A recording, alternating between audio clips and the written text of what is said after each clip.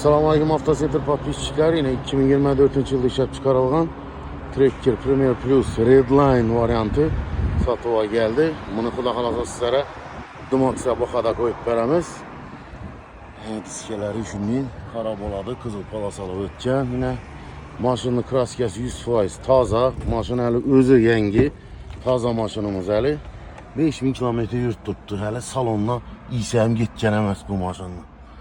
Yine 4 sidenesem elde arkam kızadı. Panoramlı luk, yine monitorla, elde arka kameralı. Bunu avtoparkovkeler var bunu. Maşınla. Buna ikilem kredita kızı kurşular karan vardı. Maksa bakada koyup veremiz. 30 milyon son bilen çıkarıp veremiz. Eldinden tölağı boladı. Nataris qayıqa etdiğini ekkələslər.